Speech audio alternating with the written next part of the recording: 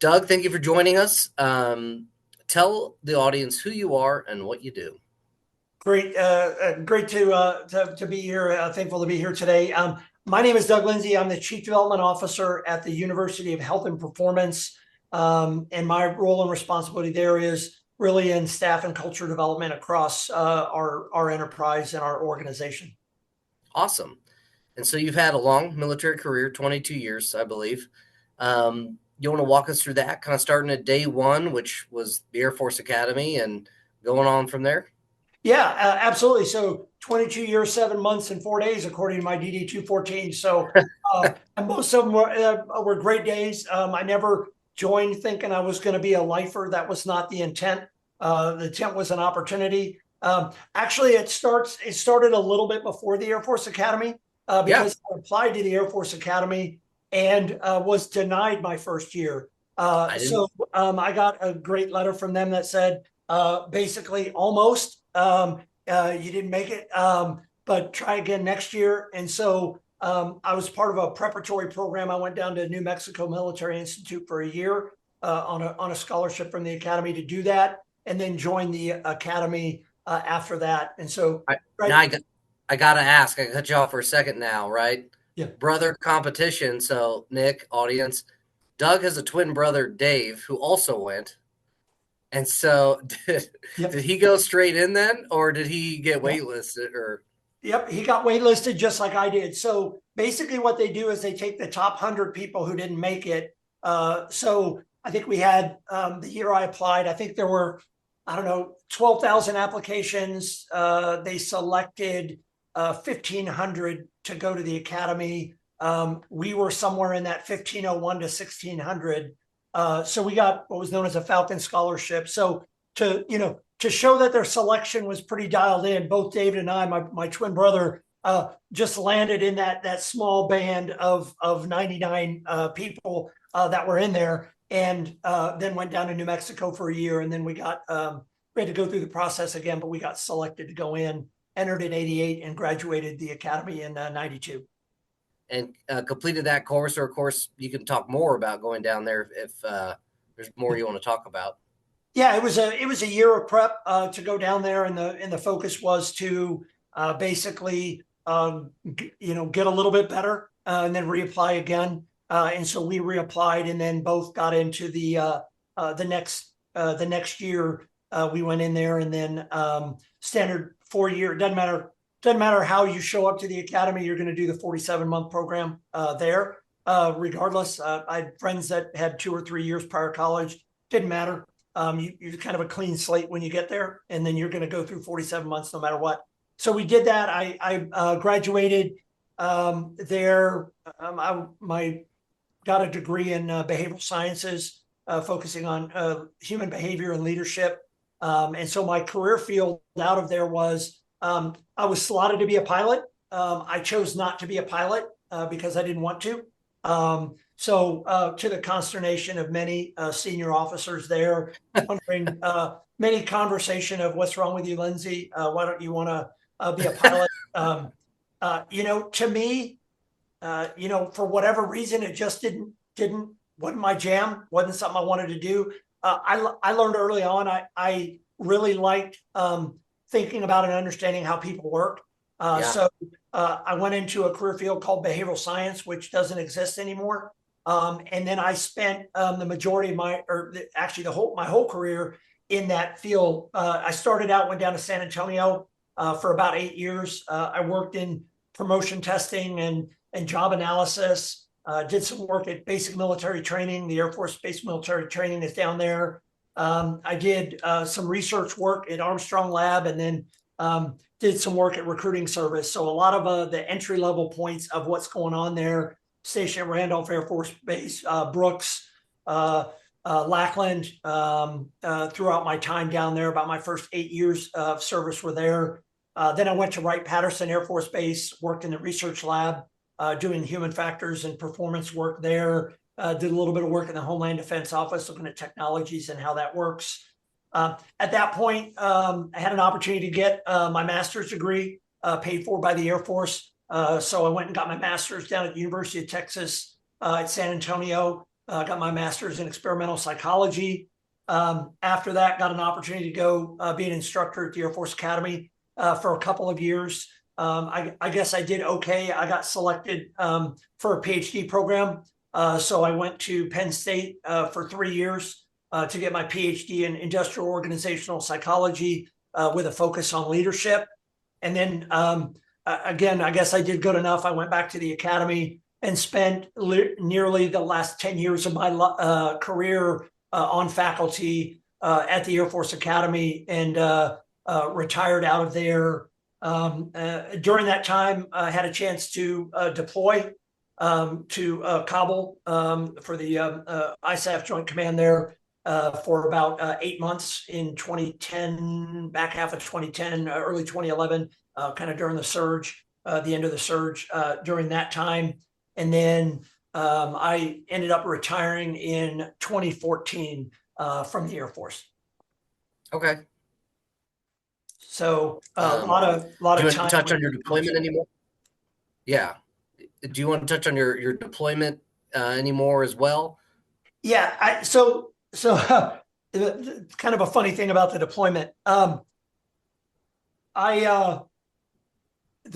actually ended up going on deployment by mistake, which is kind of one of those things you never want to kind of figure out. So this is what happens when Army tries to talk to Air Force. I don't know if it's a message problem or a sender or a receiver problem, but the Army. But the Army had an Army problem. Yeah.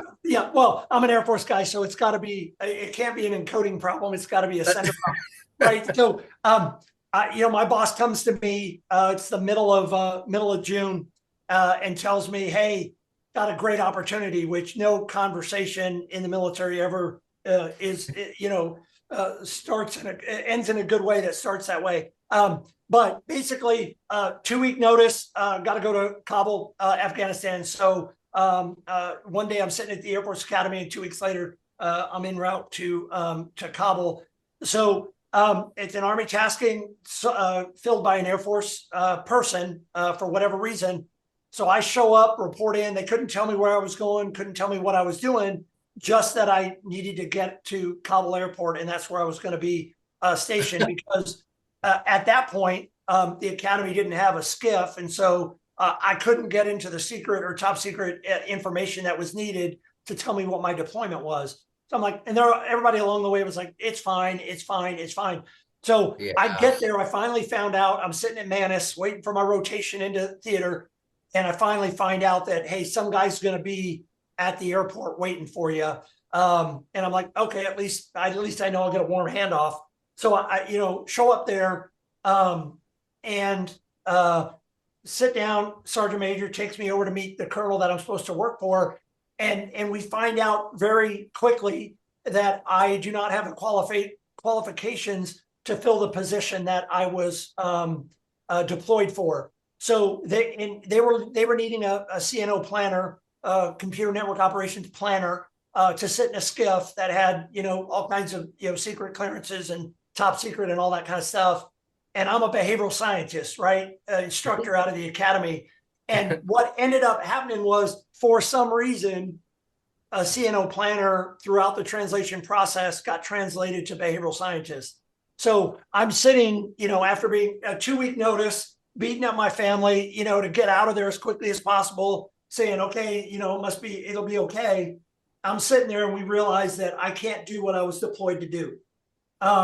So it's like, well, that's pretty awesome, right? And I'm thinking, I'm an 05 at that time. I'm thinking, this kind of stuff doesn't happen. Let's figure it out. There was nothing to figure out.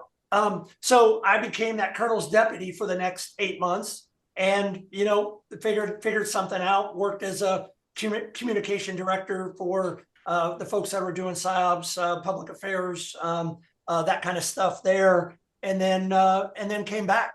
And so wow, that's kind of it was fun. It was good. I got no complaints there. Got an opportunity to get some operational lens on me as a support kind of officer in the Air Force. So it was great experience, great people that was there. but a less than ideal scenario on how you can end up, 14 days later, somewhere halfway around the world, 11 and a half hours, a different time zone, for something that you can't be hired to do. So anyway, but no ill will or anything like that. It was an Yeah, amazing yeah, experience. It's one of those things that I'm glad I got that opportunity to have that context. And again, I think it's like life, right? There's a couple ways you can take that when you're sitting there.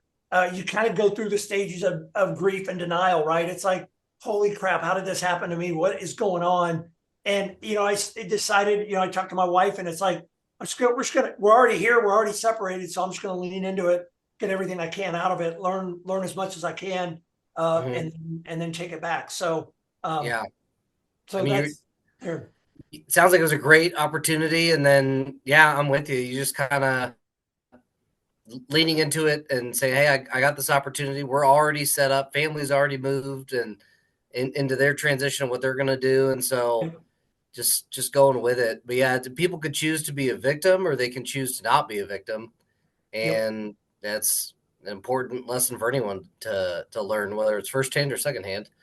In Yeah. your case, firsthand. So, yeah, I actually did not know that. That's we never Yeah. had the conversation about that. Yeah, it's just, I mean, I think it's a mindset thing. It's like anything. And I think it relates, back to the whole idea of transition, right? It's not good or bad, it's neutral. It's like, what are we going to do with it, right? It's something that we got to do.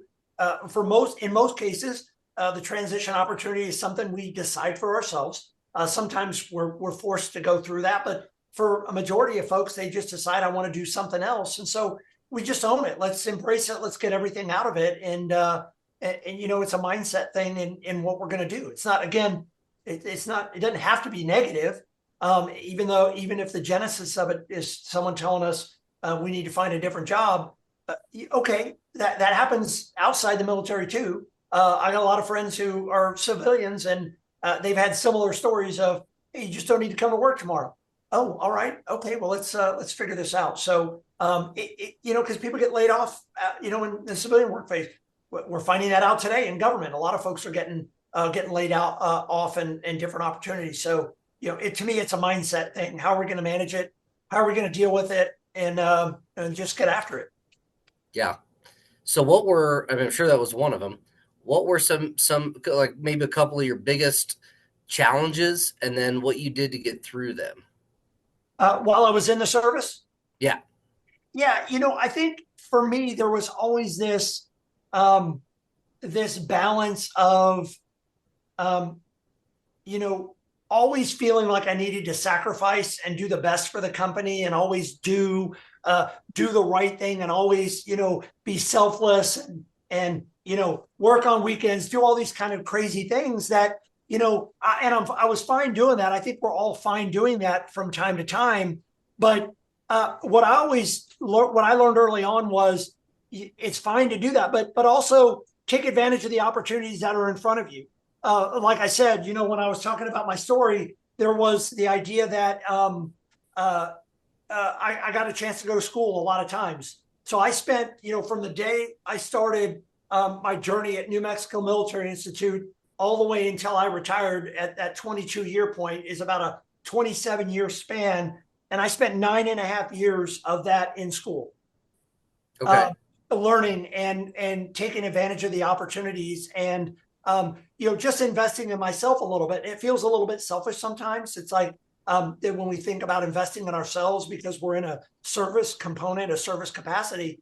But what I learned was, and I had a mentor tell me that early on, if you invest in education, you invest in yourself, you're investing in your career, and you show up better every Yeah. day as a result of it. And so I just always leaned into those opportunities. So what I learned, to answer your question in a long way, is just to take advantage of the opportunities that are in front of you, because sometimes they're cloaked in a deployment, sometimes they're cloaked in a new job, sometimes they're cloaked in a PCS or having to move that way.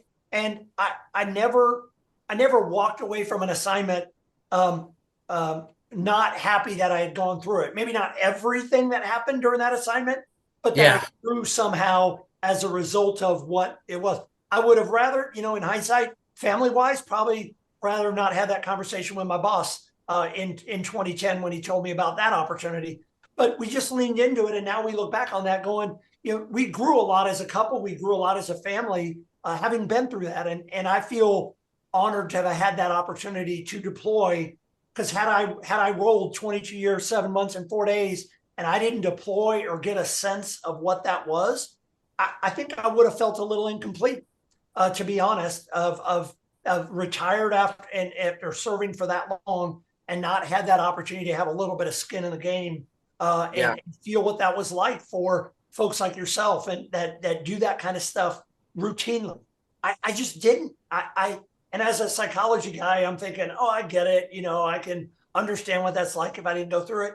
Now, for me, it wasn't. I needed to go through that, so that I That's could how I really felt. just have Yeah. that understanding of what it was. So Yeah. I think that's part of it, is just embracing the good and the bad, the highs and the lows, and just walking away from that going, I'm going to take something out of this, that's going to help me get after it better next time.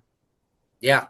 No, totally. I completely get it. And of course, yeah, everyone has a plan how they want to do it. And didn't entirely go that way because I wanted to deploy and I wanted to do it before I had a family, and that's not how that went down. But I wouldn't trade the deployment for anything. It was important to me, especially in a role, where you look for IDs. It's like there's really only one place you do that, and that's on deployment when you Yep. do it for real. Yep. So I completely agree and understand with just not everybody does, but the people that feel the need to do that aspect of it. I'm totally with you on that. Yeah. Um, And it wasn't all butterflies and rainbows either, right? It's not like oh yeah, that 22 years was great. I mean, there were some times when I was given an opportunity that I didn't want, and like we all do, but you got to do it. So how am I going to do it? Am I gonna be grumpy and let that affect how I show up at home, because I'm not happy with where that job is, or do we just sit there and model that to those around us that, yeah, it's not ideal, but we're gonna figure it out. We're gonna get after it the best we can, and just try day by day. And some days it is that, right? You guys know, yeah, days it is day by day, right? And you just one foot in front of the other, and that's okay. And other days it feels like you're running, and it's all good. But in balance, long as you're trending, in a good way, sometimes there's a step back, but there's a couple forward too. So yeah. it's just a balance. Well, and there's that line graph of ups and downs, in your career and experiences. But in the end, when you zoom out, the general direction should be up, and two, bringing family into it, where you mentioned that, I know that Nicole is supportive of it. My wife, for listeners, um, she's supportive of me when she knows I'm enjoying something or liking something. Yeah. If I grumbled about putting in time outside of work, so like, you know, time she and I could spend together to this, or, if I didn't want to go on the deployment, was mad I was going, it would be so much harder for her to kind of pick up the slack or support me in whichever way that needs, if I don't like it. Whereas if I'm enjoying it, or it's something that's making me feel fulfilled, it's much easier. And every relationship's different, but I'm assuming it's a fair amount of relationships that are that way. And so, yeah, just accepting the opportunity and moving forward with it, and not allowing it to, where you say, make you grumpy when you come home. Because then your family's like, well, why are we supporting him? He's kind of a dick now for Yeah, it's doing true, this. right? I mean, for the most part, we all raise our paw to do this, right? We do volunteer Yeah, to do this, and we've been volunteer to continue to do that. And so, again, it wasn't that every day was great. I came home singing songs every day because I was happy, but I got to try to figure out how do you pull some of that positive momentum out. Kids don't deserve that when I come home. They don't know. They don't know yeah, if I got beat up, verbally or whatever, that day, and they don't care. They just no, care that when I'm home for those 3 hours before they go to bed, that what kind of dad am I going to show up as? Am I going to be the yeah, grumpy guy? And again, I wasn't perfect. I wasn't batting 1,000, but I hope in on average I was maybe a 500 hitter, maybe 600 in my mind. I like to think I'm an 800 hitter, but probably not. What's But Karina say? yeah, well, it depends on Yeah, the it depends on the day and how you yeah, frame the question. yeah, Today, pretty good. A lot of things look better in hindsight. So, yeah, but I mean that's just life, right? As we got to figure out how we're gonna keep getting a little bit better every day. That's yeah, why I'm so big on education and training and programs, those are investments that we put on ourselves that no one else can ever take away. Now, we may not use all of them, but that's something that we get to do for us that really does help us across Yeah. the enterprise of our lives, right? In terms of what we do. My wife and I went away to Kansas City for the weekend because we needed a weekend away. That was just us and just focused on us. And so that was an investment in that. That wasn't work. That was enjoyable to do that. Sometimes the conversations get deep and we get to have those conversations. But that was an investment in us. And, when I came back, I felt better at work. I felt better around the kids. I felt better just in general because I needed that investment. And so when people feel that investment, they need to take, they're feeling that because there's something there that's lacking or that they need to do that. And it's not selfish to take that pause. It's not selfish to do that investment and say, you know what, I need a minute. I need a minute for me to be able to do that so I can show up for them the way they need me to show up, not how I'm feeling right now. Yeah. Getting into your transition. Yeah. How did your transition go? How did you work that? Did you know at the time it was something you would want to do while you were still in, not quite out, or how did that all look? Yeah. So like many, probably bumpy. I'm in general, I would say probably risk averse when it comes to my family. When it comes to me, I'm up for a lot of things, a lot of opportunities. So I did it exactly backwards. So when I decided that it was time to maybe look for something else, I needed a new opportunity. I needed a challenge. Like I said, I was at the academy for about a decade. It was great work, doing good stuff, but that's a long time at one place. And so it was like, yeah, what are we going to do now? And so I actually went out on the job hunt and I found a job, applied for a job, got hired for a job, and then I dropped my paperwork because I wanted to have that security for my family. I felt they moved around with me for that many years doing all of that. The least I could do was give them the security they needed so they didn't have to worry about things and what that was. So spent probably about 6 months applying for jobs that I wanted. And I did that. And then, so for me, going through the transition assistance program, the TAP program, it was awesome because it was like, I found out what's the minimum amount that I can drop my paperwork and get out. And they told me it was 120 days. Boom, dropped my paperwork as soon as I got my job offer. And then 120 days, I was out. But what amazed me, a roundabout way to answer your question was, I was sitting, the academy tends to be a little bit more of a rank heavy organization just because. I can see that. I was sitting in my TAP class. There were 6 of us, 605 sitting in the TAP class. And I'm just sitting there going, can we get on with this? Because I already knew what I was doing. I was just, you got to go through TAP. Yeah. The other 5 of those 05s had no clue what was about to hit them. They were all like, yeah, it was kind of time to get out, or yeah, I want to do something different. But none of them had a clue on what they were going to be doing, what their job opportunities were. They hadn't even started thinking about what that job might be. And I'm like, I don't understand what you guys are about. Because the way I always learned is you can't control everything, but you know what you can control? Some stuff. So get after the stuff that you can control. And if you can, do it. And then look, transition is bumpy, right? That whole idea of transition is something that means to kind of, it's like a passage, right? If you look at the Latin root of like transition, it's kind of, it has to do with like a journey or going across or a passage. So it's gonna suck a little bit because it's gonna be a bit bumpy. So why wouldn't you control? If all I can control is 5%, you know what I'm gonna do? I am going to militantly control that 5% because that's what I can.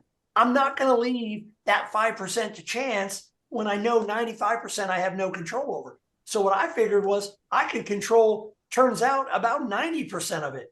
So to me, transition was moving, packing stuff up, and it was like no stress because I knew when my job started, I was on terminal leave and I had already started my job. My onboarding and all that was done by the time my time was up. in December of 2014. I was set, man. I think I almost had my first eval by the time that was done because I could control that. And so for me, guys that like to control dynamics, I don't have to control everything, but I can guarantee you I will control every aspect of that I can because my Yeah. family needs that.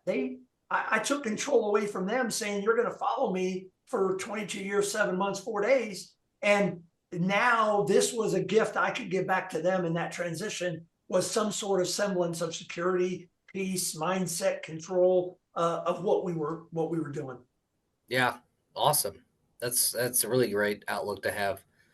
Definitely one I hope listeners can take with them and apply. Far as soft skills, right? So the Yeah. transition.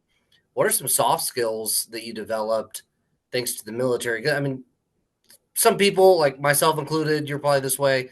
Yeah. I had organization down. Like that wasn't something the military helped me grow. But there's definitely other things. Like I got really good at time management and planning and everything. So, what were some of those skills that you got to take with you when you left the military? Yeah, and I mean, I think I think it's easy to sit here and kind of look back and go, "Hey, here's some of the grand lessons I learned." But each of these lessons it's hard earned, right? It's learned through trial and error, and I had my share of failure too, and missed opportunities, and not showing up every day that the way maybe that I had wanted to, but I still tried to show up, every day, at least a little bit better than I did before. But certain things that, are maybe a little bit non-traditional. I think I learned early on because I had some phenomenal NCOs and senior NCOs that worked for me. I learned early on that, as a leader, it's not about you. It's about what you help other people do. And it Yeah, took me a little while to figure that out, that I didn't have to be that guy. I didn't have to have the lens on me. So, and you all know you've had leaders as well. Some guys and gals just don't figure that out, right? It's all about them and what the spotlight is. But what I found for me was the more I amplified the people that worked for me, the better they did and the better I felt. And I think ultimately the better we did as an organization. So, it's just like that idea of as a leader, and it doesn't matter if you're the leader of a family or a leader of a team, a leader of a community group. If you can help other people succeed, um, any success that you would ever have is just a byproduct of that investment as others. Another one is sometimes I have a tendency, because I know this about myself, that I always want to be right, and I want to be correct about things. And so that comes across in my conversations sometimes about, trying to be right or trying to get my point across. And I think some point, and it was probably about halfway through my career, that I realized that the person sitting across from me is probably equally as passionate about their idea as I am about mine. And if I try to fight that, I deny the opportunity to kind of learn and grow from that opportunity. Now, there are certain things that we can enter a debate on. You will not change my mind on. They're already fixed in my core and my identity and what's important to me. But there's a lot of things that I'd love to have a conversation on. And I think I've learned to enjoy the conversation more than a competition of that. And so I think I've learned to at least hopefully be a little bit better listener than I was before. Try to listen first about that, and then listening without ego. If sometimes someone comes to me and tells me something I don't want to hear, instead of automatically reacting and fighting that, just maybe being a little bit more grateful about the willingness of that person took the risk to come to tell me what it was. Because, honestly, 9 times out of 10, they were right. I was probably doing something maybe I wasn't aware of. And so, again, my wife is my great honest broker in that, because I know how I want to show up, but I don't always know how I show up. And she yeah, is a great equalizer for me to go, do you really mean to say that? Or do you have any idea kind of how that came across? I'm like, yeah, it was great. And she's like, maybe not. But being open to that feedback there too. And then the other idea that, people can have an idea that's different different than me, and that doesn't make them wrong.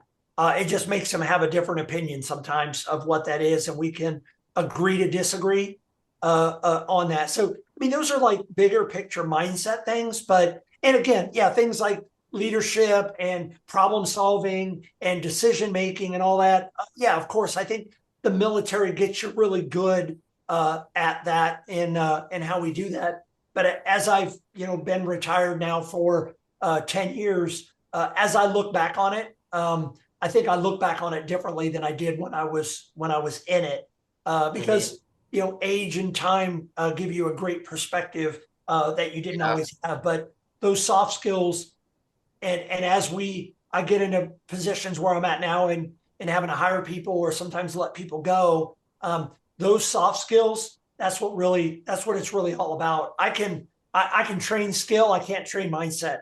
I can Yeah. train a technical ability, I can't train character. I mean, you can develop character, but over time. But so when I'm putting a team together, I'm looking for good teammates. I'm looking for people that are going to add value to the culture. I'm looking for people that I can invest in and they'll invest back, and that kind of thing, not just the tactical skills. And I think that's what the military sends out, right? That's why military tend to promote former military tend to promote at higher rates than traditional civilians and organizations, because they have those skill sets that are there. And if they can take a Yeah. pause and figure it out, it really does work.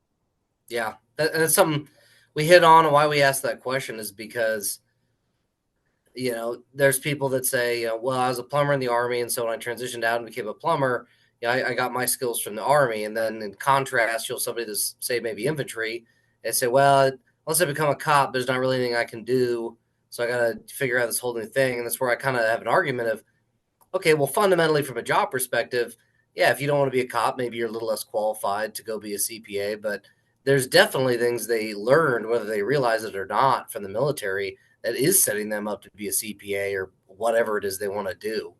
Yeah. And so I think that's a point we can't overdrive home. As far as That's leadership, you mentioned some leadership. yeah. What is what has kind of become your developed idea of a good leader?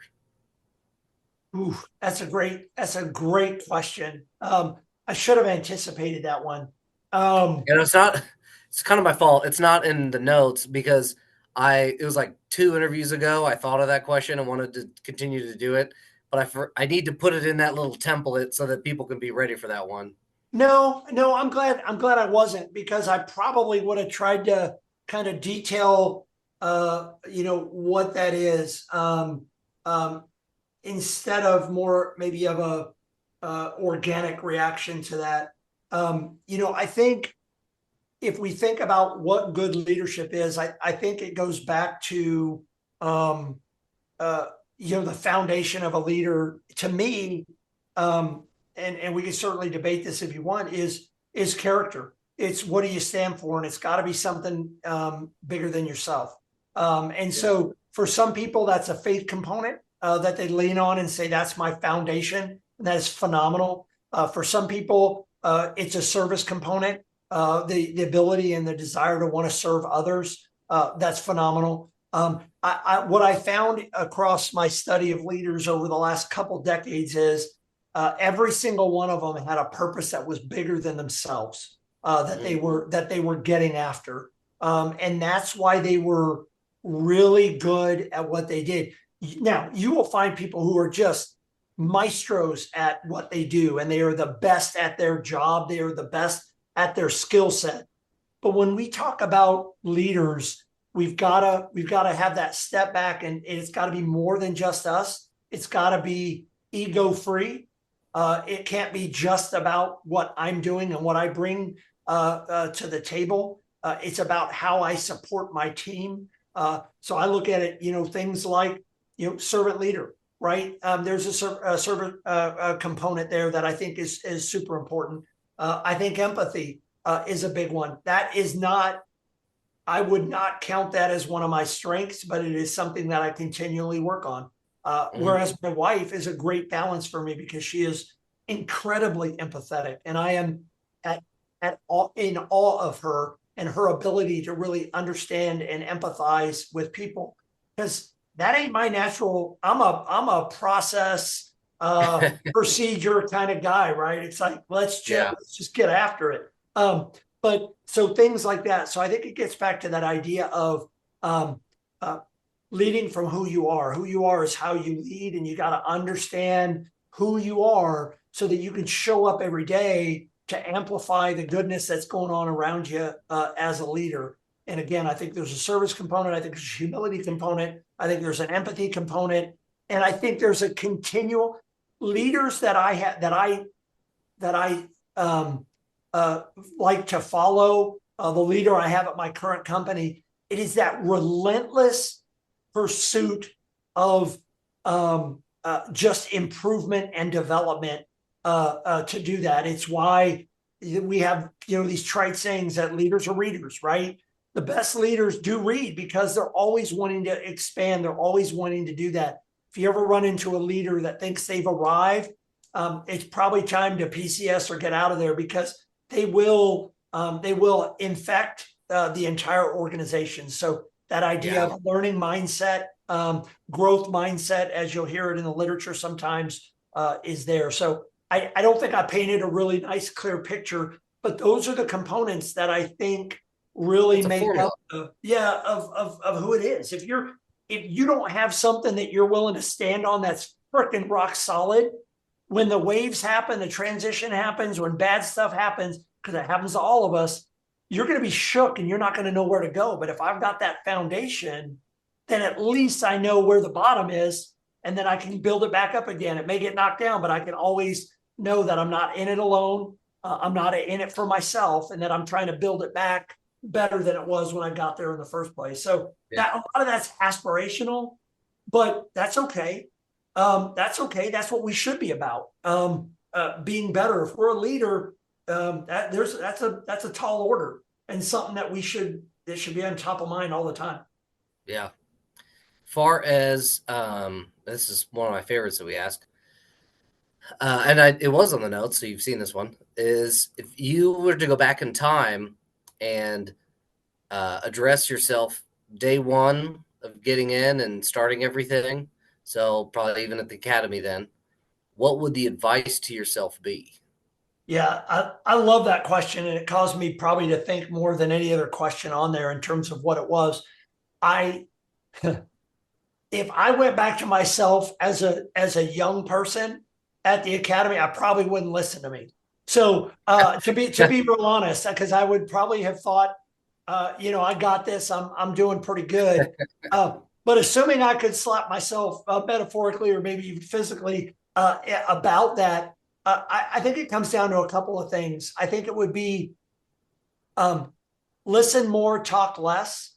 Because I think a lot of times when people talk, they're trying to show everybody how much they know, and missing that opportunity instead of trying to listen to what is being said by somebody, right? It's like, hey, even as a young leader to a senior leader, you're like, you go in and you report out, you're just trying to show everything you know instead of just understanding it's really a learning opportunity. So that would be one. Another one is I would seek mentors earlier in my career. I think the first thing is that we tend to think is, oh, I'm going to seek a mentor of somebody who is where I want to be. Right? That's the easy one, man. I want to be a commander someday, or I want to be whatever that is someday.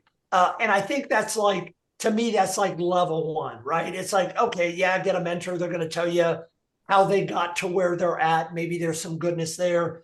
But I always also believe you also need to seek mentors that are doing what you want to do. So it's not just the how of it. Or, it's like, how do I get to where you're at?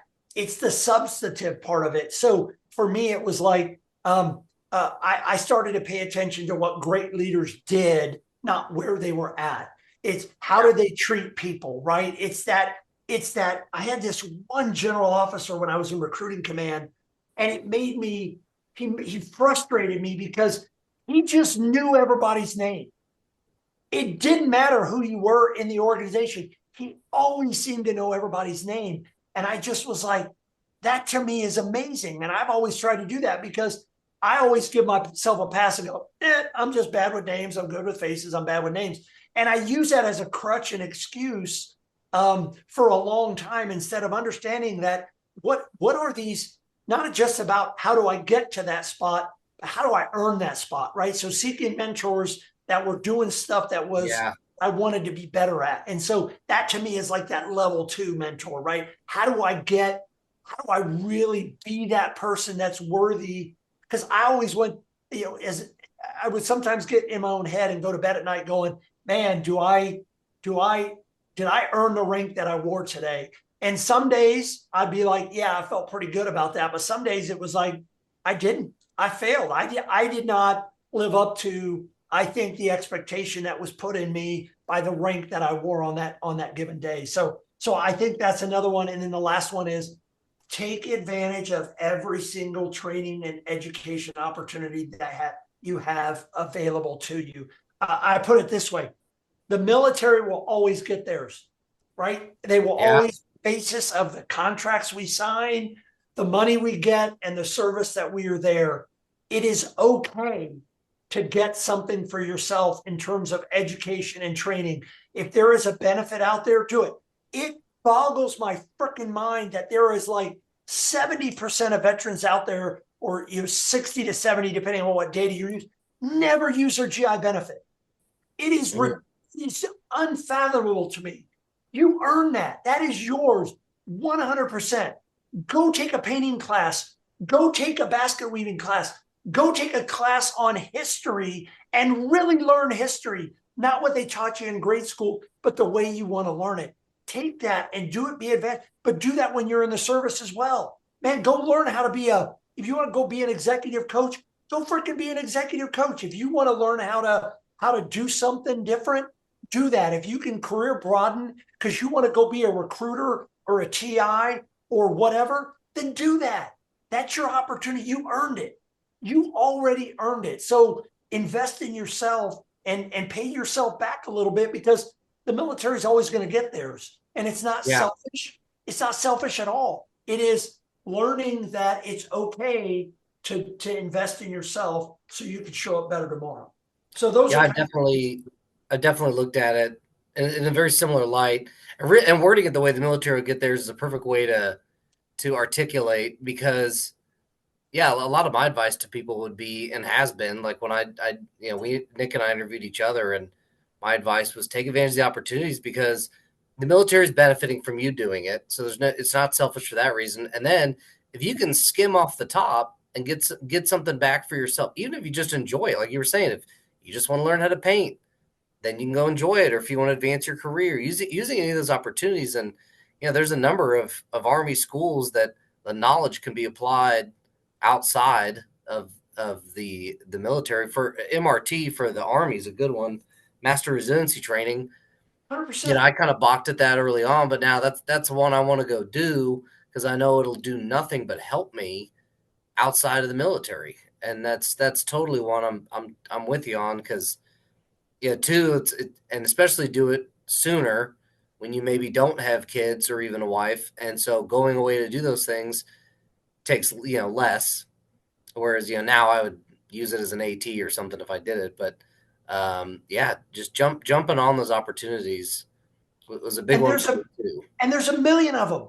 I had Yeah, no idea that the Air Force would pay me my full salary and benefits and let me sit in classrooms at Penn State University for 3 years. And all I had to do was pass. All I had to do was complete the requirements. I literally spent almost 5.5 years on active duty, sitting in classrooms at the University of Texas, because and Penn State University, I had zero debt. Everything was covered. They paid my moves, all of that kind of stuff, because I said, hey, yeah, I want to take advantage of this opportunity that's there. And it's awesome. And guess what? It was a phenomenal opportunity. I picked up my kids from school. I went to class. It was amazing. That was my job, was to be a student. Are you kidding me? There's a bazillion, like your master resilience trainer. Yes, that will help you after your service. It's going to help you in the service too. Oh yeah, I guess You yeah. want to go, I should have mentioned that. yeah, right. Go use the Army certificate program and go get a PMP. Become a project management professional. Put those numbers after those letters after your name, and just be better at understanding projects and planning and all that kind of stuff. It Yeah, is okay. Programs exist for people to use them, and you know what happens if people don't use them? They take them away, yeah, right? My gosh, right? Do we want them to take away the GI Bill? I don't. I promise you, by the time all is said and done, I will have $0 and 0 cents in my GI Bill account because it's you earn that. It's yeah. not a privilege. You earned it because of the sacrifice and the time that you spent away from your family, away from your friends, away from home, away from your dog, whatever that is. You did that. You earned it. Use it. If you let it go, then you just are. You're just losing out. The other one, VA home loan. Man, if you're not tapping that, holy smokes, you're missing that opportunity. At least consider it. What is there in that opportunity? I've used that thing like a half a dozen times, man. And guess Well, what? so the perfect transition to the final question Yeah, is, VA or benefits in general. Which ones have you used? And in any and all advice that you would put with that. yeah. So I think we've already kind of tapped GI Bill. That is a no-brainer. If you're not using that, you are missing out on an opportunity to just enjoy learning for learning's sake. I'm not talking like you have to take it and you don't have to be in a degree program to do it. You can use your GI Bill to do stuff. Come down to UHP and be a CPT. Go somewhere, be a PMP. Go and be a master resilience trainer. Go be an executive coach. Whatever that is, those are there. You've earned it. The VA home loan, 100%, right? That is a phenomenal opportunity to support your family, get them set up, build some equity and some growth, even if you're moving around. I bought probably 4 or 5 different houses and we were PCSing around. And, it's a great opportunity to buy into a home that I may not have had to do that. And then the other one is, for me, especially on the retire side, is medical. That ability of TRICARE, right? So it's not free medical for life. I think I pay $50 a month as an old retiree for TRICARE Prime for my wife and I. And you know what? It's awesome. Yeah, people will say, well, they didn't do this, they didn't do that. Man, I got nothing but goodness, man. Because at $50 a month, I don't have to worry about healthcare and what's going on with that. Maybe I got to wait an extra week for an appointment. Fine. Yeah, It's life or death. I'll go to the ER. It's all good. So those benefits, you have earned those. Every single military member has earned those. And again, I always advocate to people, use them or they'll take them away. If they see that over half of people never touch their GI benefit, if I were a bean counter and I were looking for a way to make a move, that looks easy. Army credentialing program just went down from $4,000 a month or $4,000 a year to $2,000 a year because they found out that's about what people were spending. Man, we missed an opportunity. It's like, ooh, yeah, come on, man. That kind of stuff that's out there, and just be smart and share. And as veterans and as guardsmen, reservists, active duty, share the love, man. Share the knowledge. If you know of a cool program, freaking, we ought to be tweeting and sending that stuff out to everybody because I mean we've earned it. You're not taking. It's not a welfare. Or it's not a handout. It's not that you freaking earned that. So take advantage of it. yeah. Sorry, Well, that's getting fired awesome. up there a little bit. That Oh, because that I hate to see people not taking advantage of something. It's like someone giving you a check and going, "No, I got one last month. I'm good." Come on, man, it's yours. It's Yeah, yours to yeah. spend. and that's what's crazy is like we're starting to see, I think Sam, you'd probably agree, like when we ask these questions, we're starting to see a trend that like that's what a lot of people are saying is like use these benefits because you're not taking it away from somebody else. Like No, and and then also with you saying like to listen more and talk less, we've heard that before too. Like so I would say that was we everybody heard listen that up. recently. yeah, Yeah, trust me. I'm sitting here at 55 years. I've learned a little bit, and I try to share that as much as I Right. can. But I also try to learn as well. If there's hey, I'll tell you, if there's a benefit I'm missing out on, and I find out about it, boom, I'm on it. well, Right? you kind of inspired me. I'll talk to Nick after this, but we may try to get a page going of just a list of places you can go that the GI Bill works with. Obviously, you guys will be on there. Um, But yeah, so that way people can know, they can listen to this and then go to our website and see, oh, these people teach painting, these people teach, basketball. I've always been interested in learning how to fly. And now that you got me thinking, I'm like, a lot of people hear GI Bill, and I'm totally guilty of this. And I think like, classroom, or, I'm like, I'm not a formal learner kind of guy. So it's, I have a college degree. I don't, so I don't need another one. I'm not interested in a PhD or really an MBA at this point, but now, yeah, it gets me thinking there's probably other programs. Maybe I can go learn how to fly a helicopter and have the GI Bill pay for it. That'd be awesome. So Absolutely. I mean, from yeah, gunsmith to personal training to flying to a lot of different things. And I joke about take a painting class, but man, if that's what you enjoy, yeah. you do that. You earned it. If you want My to learn, grandfather was a phenomenal painter, and he didn't even start until he was in his 50s. there you go. Yeah. Right. Even us old guys, me old guy can learn that as well. If I can tell you, if I qualify for that extra 12 months of GI Bill, guess what I'm doing? I'm going back to school. So somebody in my family is, because we're gonna use that to just grow and develop and be just a better human, man. I want to learn. Yeah. Right? So yeah, I think for those that do that, if you could provide resources for folks to spend it, I don't care where you spend it. Invest in yourself. Invest in your family. Let your spouse go study something that because the family can use it, or you do it. It doesn't matter. I hate to see it go to waste. Yeah.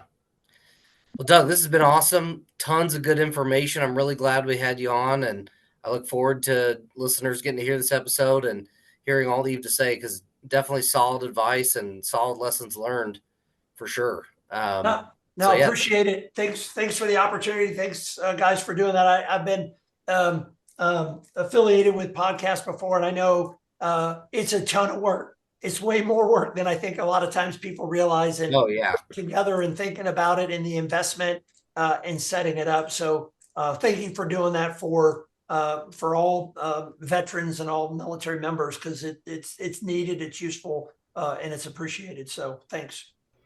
We thank you for listening, and we hope you got something helpful out of this. Right now, the best way to support us is to simply spread the word.